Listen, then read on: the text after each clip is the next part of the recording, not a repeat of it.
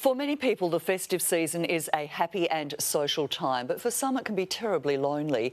A Red Cross survey found 30% of Australians frequently feel lonely around Christmas. Mental health and resilience expert Graeme Cowan is with us. Welcome, Graeme, and thank you for your time over this festive break. How do you know if someone is lonely? Well, you often see them being isolated, and one of the difficult things about this period of time is that people are often living by themselves or away. So it does make it different and also a bit harder.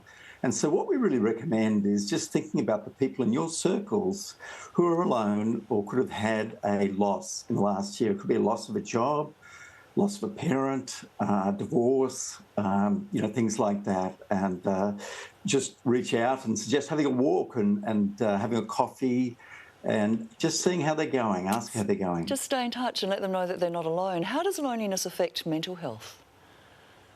Well, it doesn't just affect mental health, it affects physical health as well. And there's a study from the UK that showed that loneliness has the same health impact as smoking 15 cigarettes a day.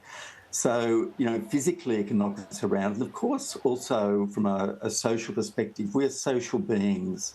We want to belong, we want to be part of something. And so when we feel that that's not there, it's a struggle for us. So it can be incredibly debilitating. Graeme, you helped create the charity Are You OK? So this is deeply personal for you. Tell us a little bit about your story.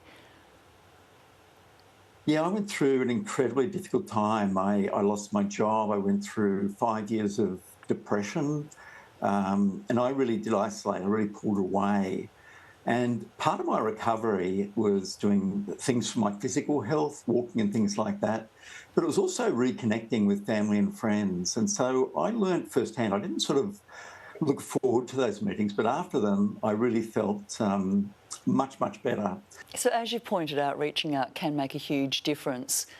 And it's really important then to have that social support network. Oh, it's absolutely critical. The longest wellbeing study ever done is something called the Harvard Grant Study. And they followed this group of 230 people for over 80 years, and most of them have passed on now.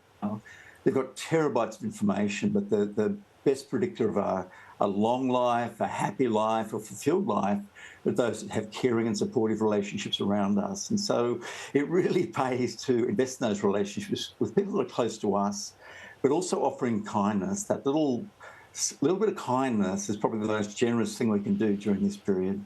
If you are lonely, are there things that you can do to make better connections? There's a website called Meetup, and on there you can put in your postcode and you can see all the activities that are going on around your suburb or your town. And so if you like going bushwalking, there'll be people there to go bushwalking, or going fishing, you can do that as well, playing chess, whatever. And the great thing about that for a person who feels a bit isolated is straight away you've got a topic to talk about that you enjoy, and I think that helps to break down the barriers. Graeme, thank you very much for your time today, and hopefully this will prompt more people to ask, are you okay?